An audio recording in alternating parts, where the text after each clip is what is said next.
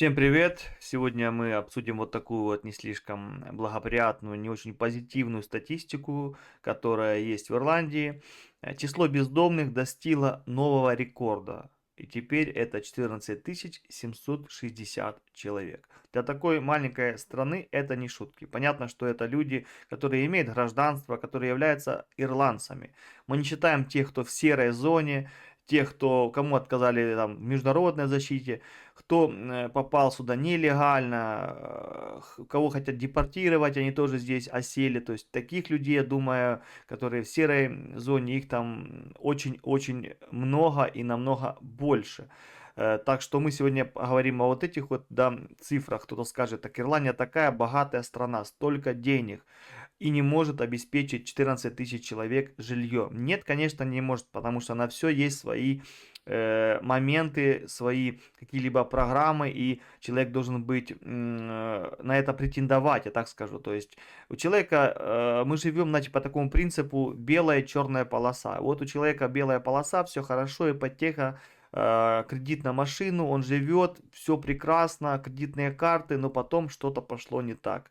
И работа, нет работы, как-то выгнали, что-то не получилось, здоровье, какие-то азартные игры. То есть в жизни столько, возможно, взлетов и падений, что никто за это не может да, никак это предсказать. И вот такой вот момент может любого настигнуть, и после этого у вас забирается дом, машина, закрываются все ваши счета, и вы остаетесь у разбитого корыта. И по факту в один момент, по щелчку пальцев, вы становитесь бездомным в Ирландии, хотя это очень богатая страна, но здесь огромный жилищный кризис, он уже длится, наверное, я не знаю сколько, с того момента, да, как Ирландия стала перспективной, в смысле ее экономика стала идти вверх. Вот с этого, наверное, момента когда специалисты начали приезжать в эту прекрасную страну, и начался дефицит жилья огромный. Чтобы его построить, там тоже есть свои нюансы, свои законы, которые тормозят этот процесс.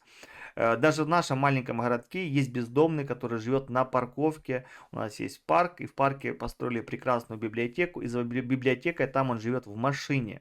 Ирландец. Наверное, он в свое время был успешный, но сейчас вот такие вот дела обстоят. Следующий момент, что никто в этой стране не может, да, просто прийти и сказать, я бездомный, дайте мне жилье, потому что я ирландец. Нет, вы знаете, что даже социальные выплаты, чтобы получать, вы обязаны быть где-то жить, то есть прописаны, у вас должны быть пруф документы о том, что вы живете где-то. Вы не можете прийти с парковки и сказать, я бомж, дайте мне пособие по безработице, например, job-seeker, да, никак. Вот просто там есть прям пункт, который указывает, что без определенного места жительства вам выплаты, вы не подходите под стандарты, да, не проходите категорию.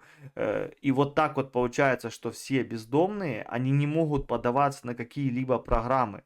Вы думаете, что если бездомный мог бы, дали бы ему какое-то жилье, да, например, вот выплаты, он бы как-то мог бы себя привести в порядок, но этого нету. Так что те украинцы, которые как-то говорят, что Ирландия что-то там изменила, или что-то не додала, либо что-то отменила, вы должны успокоиться и вздохнуть полной грудью, потому что для ирландца, который на улице окажется, для него нету ни ARP, ничего подобного. Кто-то скажет хаб. Так, чтобы податься на хаб, там нужно таким категориям, ну, нужно пройти да, полностью все проверки и быть в определенной категории граждан. Не просто с улицы прийти и сказать, давайте мне хаб, давайте мне рент-суплемент, давайте мне какую-то компенсацию. Нет, так не бывает, потому что это социальное общество. Ты должен быть подбиваться под какие-то стандарты, под какие-то критерии. Если ты выходишь за рамки, все, для государства тебя нету. То же самое, вы понимаете, много людей, наркоманы, алкоголики, то есть аморальный, да, образ жизни, но это обратно же их уже выбор личный. Есть люди, которым просто нравится жить на улице. Это уже факт, это уже исследователи все это проработали. И есть прям люди, которые не стесняются, они говорят, мне нравится, я не хочу ничего менять, мне нравится вот эта плащ-палатка, вот этот спальный мешок, вот эта атмосфера, вот этот какой-то экстрим, то есть и они вот каждый день тусуются, кайфуют, где-то что-то подворовывают, вы сами видели, например, Дублин, их очень много, этих чудаков, этих непонятных людей. Конечно, когда это видишь, то понимаешь, почему их не забирает, да, полиция, а куда она их заберет. Не имеет она права никуда их ничего забирать. Вот в этом весь и диссонанс. То есть не может, лежит человек, ну лежит, не трогает, пока никого не трогает, пусть лежит. Даже если будет трогать, все равно никто его не будет, в принципе, никаких жестких наказаний нету, потому что в Ирландии тюрьмы переполнены, вы знаете, что в тюрьмах это вообще прикол, нужно ждать своей очереди, чтобы в нее сесть. То есть моментов для дискуссии очень много, но сам факт остается фактом, что в Ирландии огромный кризис жилья, и в ближайшем будущем он пока не рассосется, то есть никак он не изменится в лучшую сторону. График идет вверх по бездомным. Пишите в комментариях, встречали ли вы бездомных, видели ли вы их, да, в каком количестве. И самое главное, что мне интересно, это украинские беженцы. Есть ли же среди украинских беженцев уже бездомные в Ирландии? Как я смотрел в ТикТоке, то есть пару историй людей, которым отказали уже в размещении в государственном жилье и по АРП их выгнали, потому что аморальный образ жизни, не поняли друг друга, и получается они уже, им нету, да, пути вернуться, им уже государство ничего не должно и ничего не будет им их куда-то расселять, либо что-то для них суетиться. То есть они себя дискредитировали, и теперь они находятся на улице. И это я видел в ТикТоке, не знаю, правда или нет, но мне кажется, это уже правда. Я думаю, что какой-то уже десяток человек так точно украинских беженцев живет на улице, потому что не все так гладко, не все так классно, но хотя для украинцев сейчас еще очень огромные возможности, хотя их уже урезали, но все равно они огромны по отношению к другим мигрантам и беженцам, да даже к тем же ирландцам. Главное, что есть у украинцев пока есть, это АРП. То есть вы можете найти нормального ирландца, который будет вас приютить в своей комнатке, да, будет получать 800 евро, и вы можете пока жить, да, перебздеть, так сказать. То есть есть нюансы, но люди многие выбирают, видите, вот такую вот непонятную жизнь и не хотят в ней ничего менять.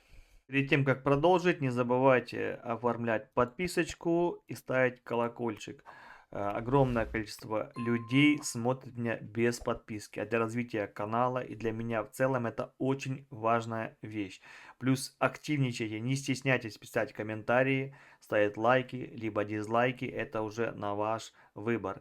Алгоритмы YouTube устроены так, что они любят, когда на канале активничает, когда происходят какие-то активные действия, дискуссии, репосты видео. Так что всем спасибо за любые из ваших действий, а мы продолжаем обсуждать ситуацию с бездомными в Ирландии. Записываю я ролик в конце октября 2024 года. Статистика это вся за сентябрь 2024 года. По официальным данным, в прошлом месяце число бездомных, проживающих в домах временного размещения, выросло до 14 760 человек. Не все бездомные, я перед этим вначале сказал, что они не считают тех людей, которые в серой, в темной зоне, которые там где-то не зарегистрированы себя, когда бездомные не считают.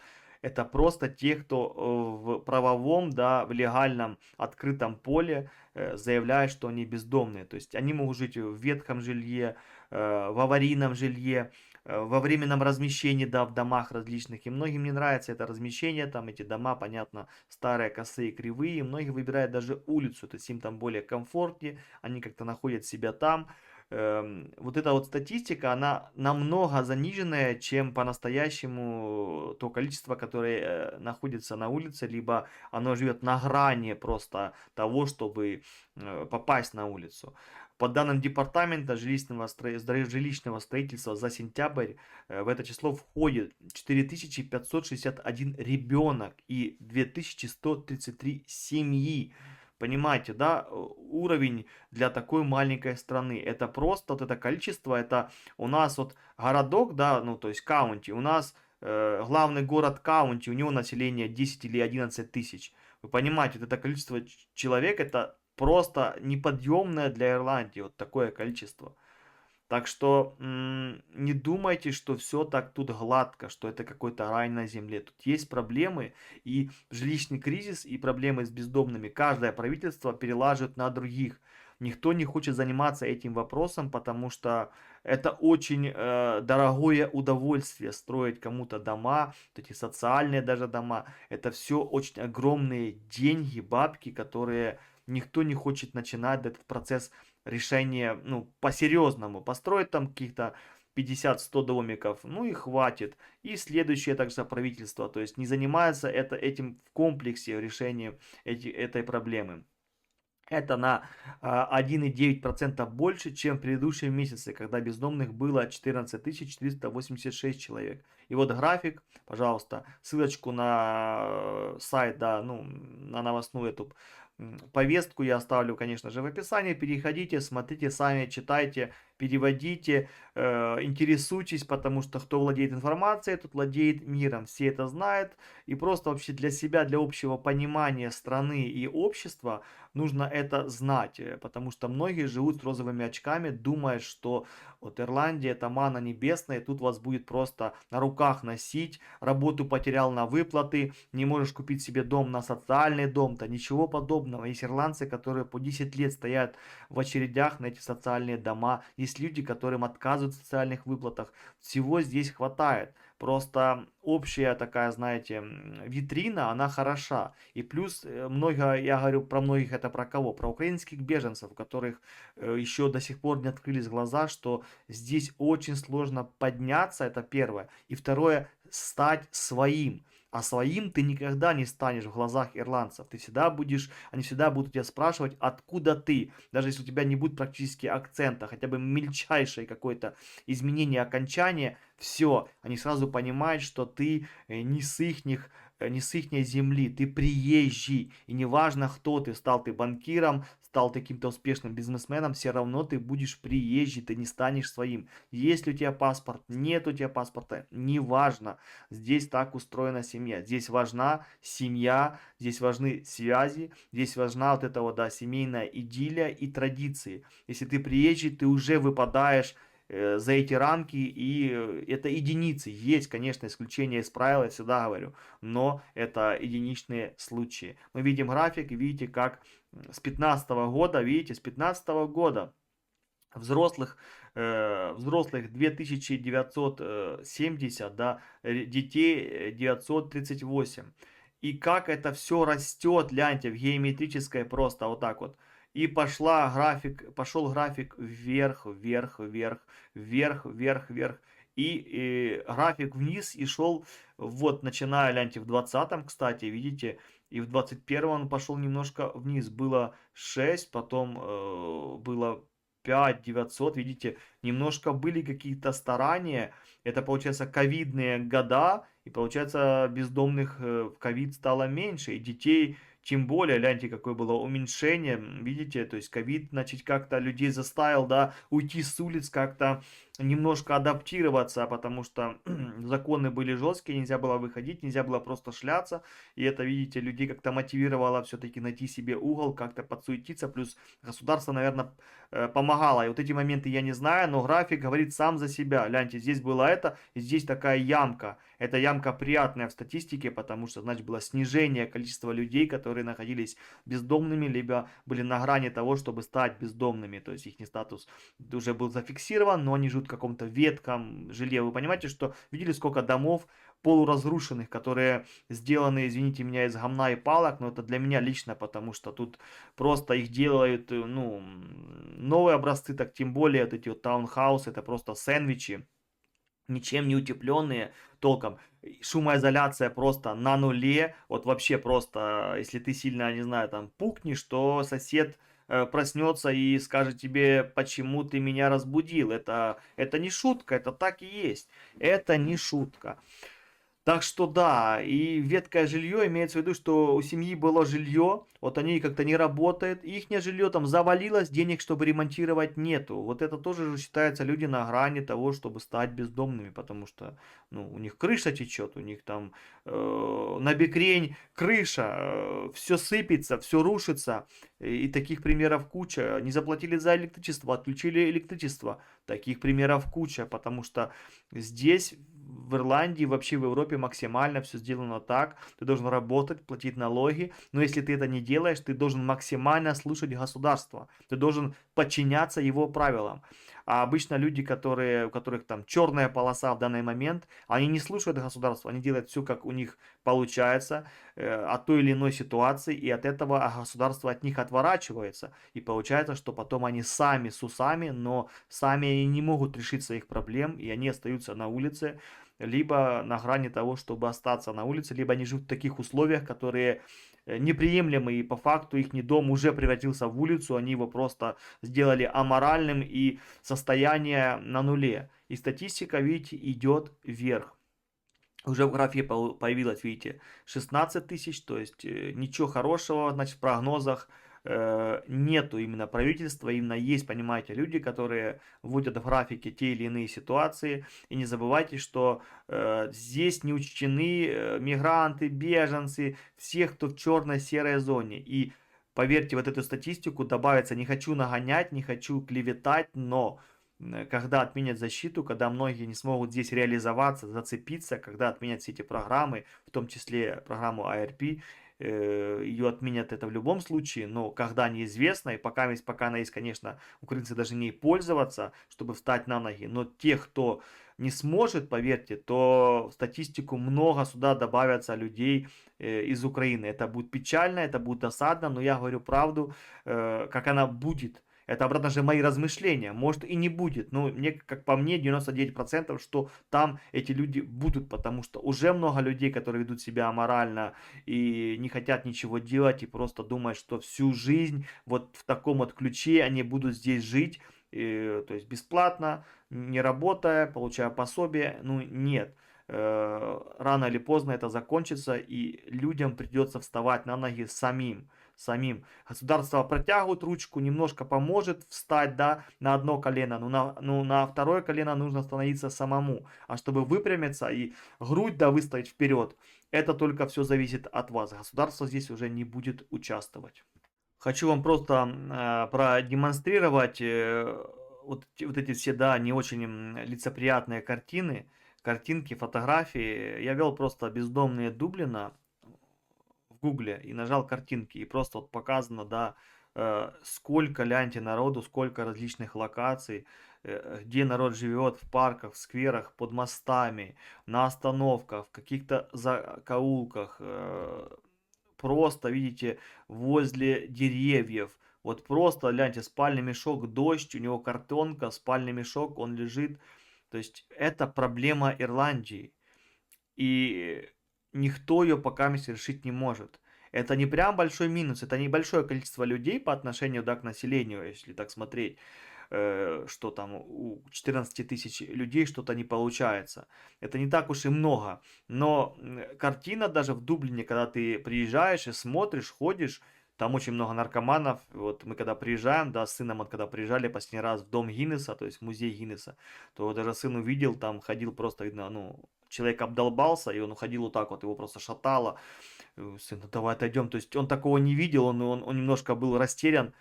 Сам факт того, что и спрашивают, ты хотела бы тут жить? Нет, сюда приезжать погулять, да, но жить нет. То есть я не понимаю, почему многих манят вот эти большие города, там же намного больше преступности, неадекватов, бездомных, этих антисоциальных различных элементов. Жить в простом маленьком городке, в провинциальном, в Ирландии, я считаю, намного лучше, чем в большом. Если вы про работу, на работу всегда можно доехать на машине туда и обратно. То есть здесь никаких проблем нету. Но это выбор каждого. Я просто говорю, что у нас произошло, да, что ребенок увидел вот это все и понимает, что это, ну, это страшно. То есть эти люди его отталкивают. Ну и лично мне тоже неприятно. Ты смотришь и по бокам с осторожностью, чтобы у тебя там кошелек, портфель не вытащили. В моем городке маленьком ты ходишь, тебе все равно, ты можешь телефон оставить в кафе, ты знаешь, что его найдут, отдадут и тебе вернут. То есть здесь работает так. Здесь еще принципы в маленьких городках, провинциальных, немножко как-то люди добрей, адекватней. Но обратно же здесь меньше просто мигрантов и приезжих.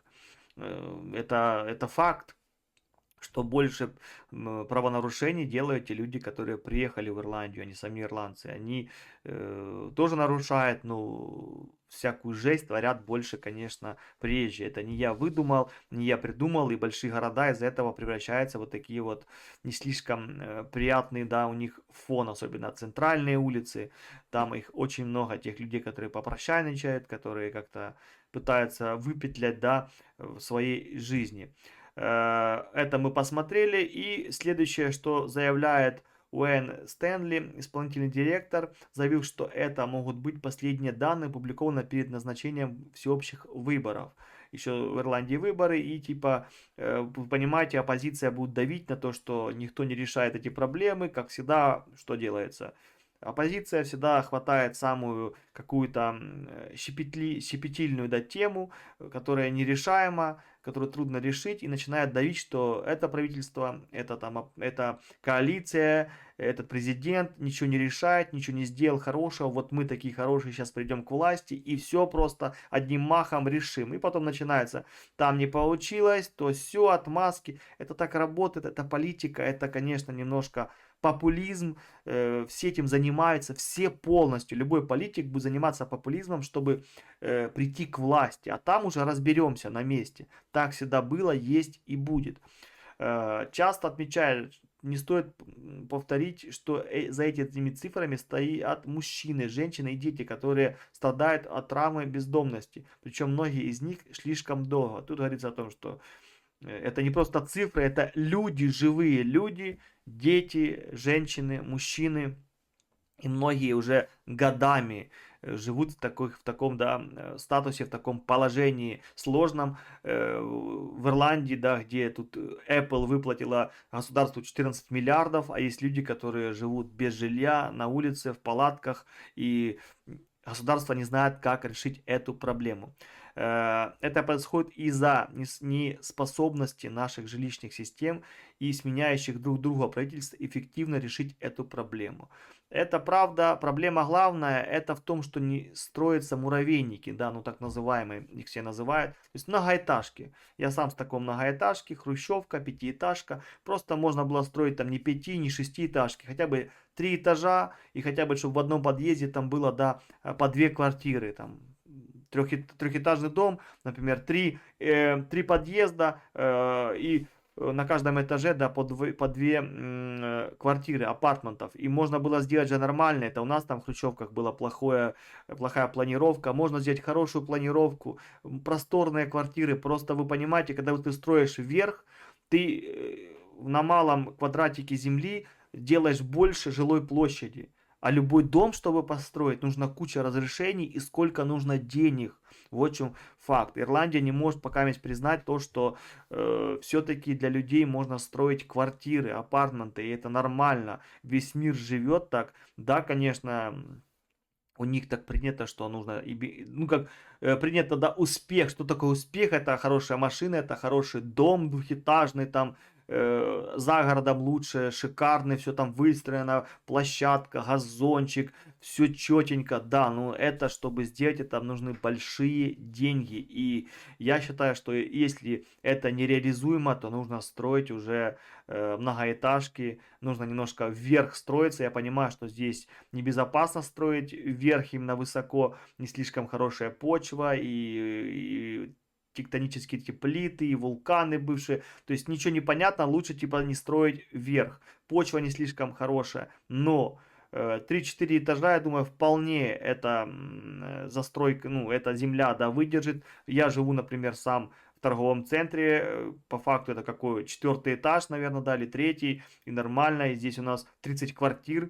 То есть вы вдумайтесь, на крыше торгового центра еще 30 квартир, и это все стоит. То есть, значит, строить они умеют и качественно. Это тоже комплекс стоит очень давно. То есть, если захотеть, все можно реализовать и сделать. Значит, нет пока такого запроса от общества, и само государство, само правительство пока это так не рассматривает, эту проблему не хочет решить таким вот способом.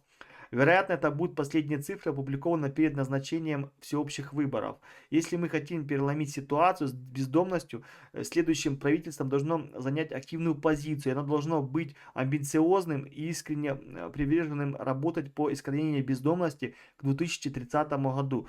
В Ирландии здесь большой, вы знаете, такой есть проект. Это что там к 34 или 32 году тут все изменить, инфраструктуру, дороги, страну эволюционировать и преобразовать. И вот видите, к 30 году, значит, есть какой-то план, пока ведь нам про него не говорят, что хотят искоренить к 30 году полностью бездомность. Не знаю, возможно, это реализуемо, если строить, обратно же я говорю, многоэтажные квартиры, то есть делать дома многоэтажные, обратно же не делать там какие-то человейники, да, по 9 этажей, по 3-4 квартиры на каждом этаже. Нет, делать все хорошо, четко, просторно, нормально. Доказано, что в квартирах можно жить, их можно делать шикарными, роскошными, удобными, и никаких проблем с этим нету. Кэтрин Кенни, генеральный директор Dublin Simon Community, заявил, что в момент последнего распуска Палаты представителей в 2020 году количество бездомных выросло на 41%. Как видите, от правительства к правительству ситуация не становится лучше, хотя универсального решения не существует. Будущему правительству необходимо обеспечить по-настоящему комплексный ответ, сказала она. В принципе, ответа нету такого решения по щелчку пальцев. Даже если будет финансирование, нужно все строить, а строительство в Ирландии долго. Тут много всяких правил, кадастров, все нужно озвучивать, принимать. И сама работа в Ирландии, это не как в Китае за неделю из блоков строят до дома. Здесь может происходить строительство годами. И от этого, вы понимаете, все будет на многие года растянуто. А плюс придет новое правительство, закроет эту программу, недофинансирует, а вдруг какой-то кризис, и это все налаживается одно на другое. Это должны быть совместные усилия всех правительств, ведомств в таких областях, как здравоохранение, равенство, социальная защита и другие. Рекомендация из отчета жилищного комиссии, пересмотренные цели по предоставлению жилья и недавно рекомендации Дублинского городского рабочей группы следует обсудить с точки зрения их достоинств и возможностей. Это конец этой статьи. Здесь просто так окутано, да, они показали, что проблема есть, как всегда переложили с одного правительства на другое, что новое теперь должно точно это решить, к 30 году должны все это добить. Я думаю, конечно, к 30 году не решится эта проблема, потому что не выделяются такие огромные деньги, чтобы построить каждому либо квартиру, дом, так вообще это не обсуждается, просто не обсуждается. Чтобы решить эту проблему, не забываем, что каждый год приезжают еще беженцы международные, еще украинцы едут, и не забываем, что они тоже нагружают статистику, и они пока в этой статистике не оседают. Как только человек получает уже статус, тогда он может сюда попасть. Пока он без статуса, как я понимаю, украинские беженцы пока без статуса. Все это просто держится на желтом листике, который пока у нас в руках. Если что-то поменяется, и мы уже будем в легальном полном поле, то тогда, я думаю, это число еще прибавится и украинскими беженцами. Я, конечно, не хочу этого, но факт остается фактом, и уже есть информация, что люди есть из Украины на улице. Пишите комментарии, что вы думаете по этому поводу, как думаете, к 30 году сможет ли Ирландия полностью искоренить бездомность. Бездомные люди будут жить в своих квартирах, либо домах, веткое жилье они смогут как-то, да, отремонтировать и тоже людям предоставить. У меня в городке я просто по Мейн-стрит, по главной улице и шел, и насчитал просто так, просто вот так вот, сколько заброшенных, да, домов в центральной улице. 7 домов просто заброшенные, по ним видно просто, что они заброшены максимально, и много лет они стоят уже не тронутые никем. Ничем. 7 домов. Это по центральной улице, вы понимаете, да? То есть, если их просто отдать нуждающемуся человеку, да, например, какой-то семье, которая готова взять там и выкупить за копейки, да, отремонтировать за свой счет и там потом жить, я думаю, это была бы прекрасная такая вот программа. Я знаю, что она есть, программа на островах, там каких-то раздают старые дома, которые убитые, либо разрушенные, просто землю раздают, чтобы люди там могли строить. Есть тут программы, но они пока есть узкие и не слишком много там денег дают, не каждый хочет за это браться. Надеюсь, что Ирландия все-таки тут в Ирландии умные люди, которые смогут все это придумать, решить эту проблему. И если экономика будет так дальше расти вообще в общем, и мир будет жить покаместь как жил, да, развиваться вот так вот дальше с гуманными какими-то оттенками, это главное, да, гуманность, чтобы было добро проповедовало вообще государство, общество, то тогда, я думаю, эта проблема решится. Не сразу, но со временем все должно стать на свои места. Вот так вот желаю всем жить в своем доме, найти свой угол, жить в тепле, в добре, в позитиве. Всем хорошего настроения, главное мирного неба, и чтобы вы никогда не слышали звук сирен и бомб, которые падают на ваши дома. Всем мира и хорошего обратного же настроения. Живите, а не проживайте. Всегда на связи, держу в курсе.